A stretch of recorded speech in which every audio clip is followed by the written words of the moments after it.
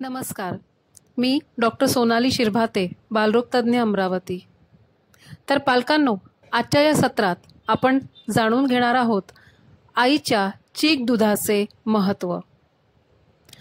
आपल्या सर्वांना माहीतच असेल की स्तनपान हे बाळासाठी किती महत्त्वाचे आहे.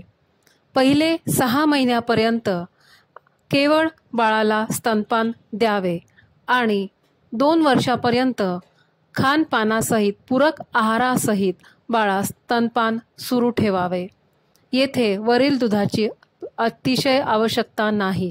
2 वर्षापर्यंत स्तनपान हे बाळाला पुरेसे आहे त्याच्या बौद्धिक शारीरिक विकासासाठी.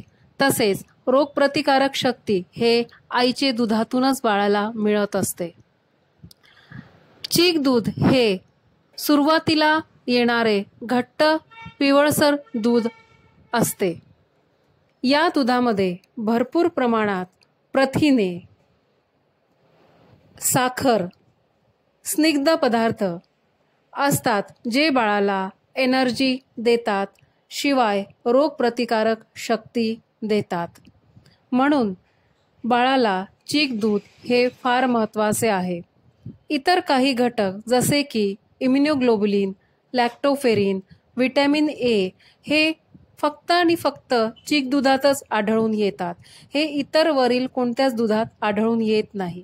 म्हणूनच बाळ जन्मता सुरुवातीला बाळाला चीक दूध देणे अतिशय महत्त्वाचे आहे. शहद, घुटी, पाणी, इतर दूध हे बाळास देऊ नये. चीक दुधाची उपमा ह्या कोणत्याच गोष्टीमध्ये नाही. आईचे दुधाला अमृताची उपमा ह्याच करिता दिलेली आहे, कारण हे चीक दूध आणि स्तनपान दूध हे बाळाला रोगप्रतिकारक शक्ती, पोषण, संपूर्ण बाळाचा विकास घडवतात, जे कुठलेच दूध घडवू शकत